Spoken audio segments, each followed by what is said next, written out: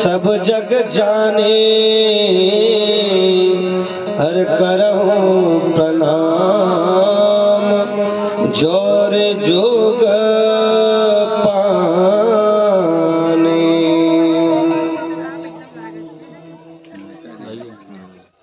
बोलिए श्री सीताराम जी महाराज की जय।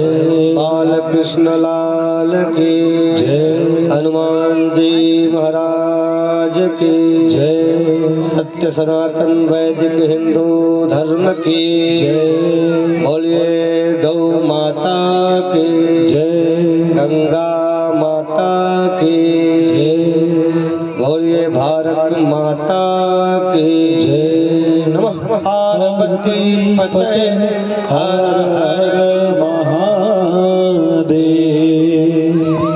श्री राम।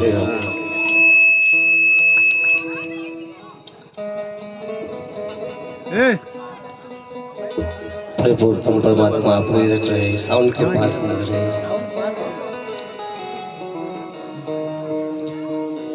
परिपूर्ण परमात्मा अकारण करुणा वरुणालय भगवान श्री राघव को प्रणाम।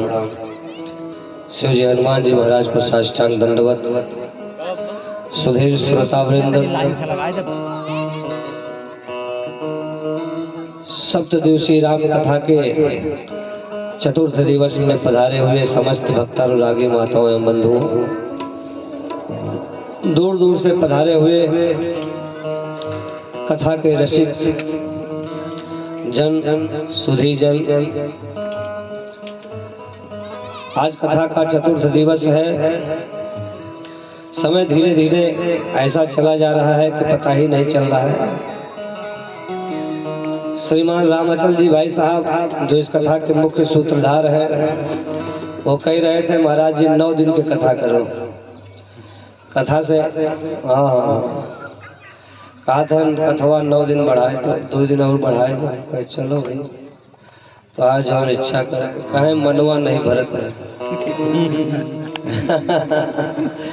जिनके श्रवण समुद्र समान, जिनके कान समुद्र के तरह हो, और भगवान की जो कथा है वो नदी की तरह है। जिस प्रकार से नदियां समुद्र में जा करके विलीन हो जाती हैं, लेकिन समुद्र के अंदर किसी भी प्रकार की हलचल नहीं होती है। समुद्र अपने जगह पर स्थिर रहता है और समुद्र कभी अघाता नहीं है कि इतना पानी आ गया अब मुझे पानी की आवश्यकता नहीं है। जितना पानी आवे सब पानी वो ले लेता है। उसी प्रकार से भगवान की कथा श्रवण करके जिसका मन न अघाए, वाल्मीकि जी महाराज कहते हैं कि हे प्रभु आप उनके हृदय में जाकर के निवास करिए। जो भगवान की कथा सुन करके जिसका मन अघाए न, जिसका मन हमेशा अतृप्त बना रहे और सुनने की जिज्ञासा बनी रहे, ऐसे रहते से भगवान के लिए कहते हैं कि जो आपकी कथा सुनने के बाद भी हमेशा सुनने की इच्छा करे, अतृप्त रहे, हे प्रभु आप उसके हृदय में जाकर के निवास करिए। आज चतुर्थ दिवस के इस राम कथा में हमारे बीच में पहले दिन जो हमारे यजमान थे बाबू साहब ना, नमो हम थोड़ा राणा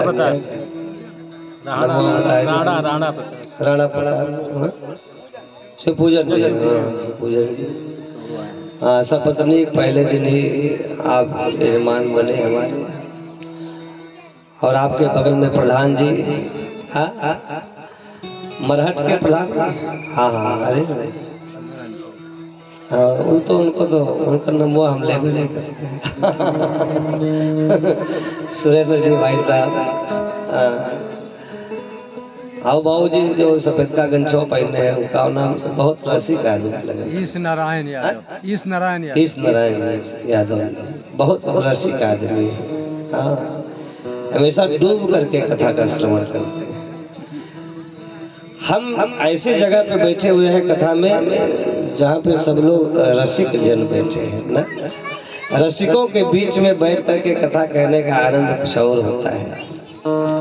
श्रीमान रामचंद्र जी भाई साहब, इतनी उम्र में भी मैं देख रहा हूँ सुबह 3 बजे से जग करके और रात्रि में 12 बजे तक ये बेचारे जगते रहते हैं, यहीं आकर के सोते भी हैं। बताइए इनको क्या मिलता है? इनको कुछ नहीं मिलेगा।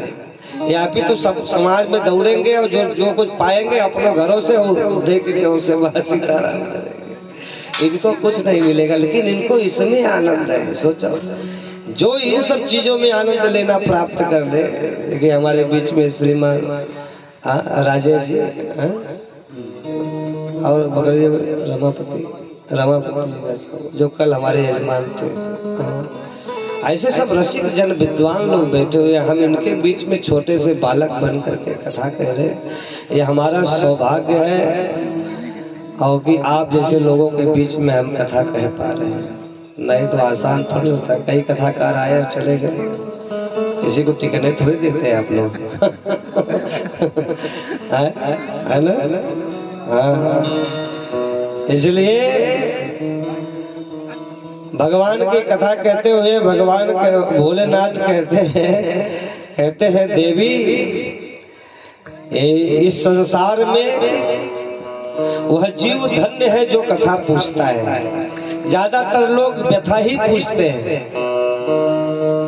अपना दुखड़ा ही रोएंगे, वो कभी भी कथा नहीं पूछते हैं। जहाँ 4 लोग बैठ जाएंगे, 4 माताएं आपस में बैठ जाएंगे तो कभी कथा की चर्चा नहीं होती है, व्यथा की चर्चा होगी।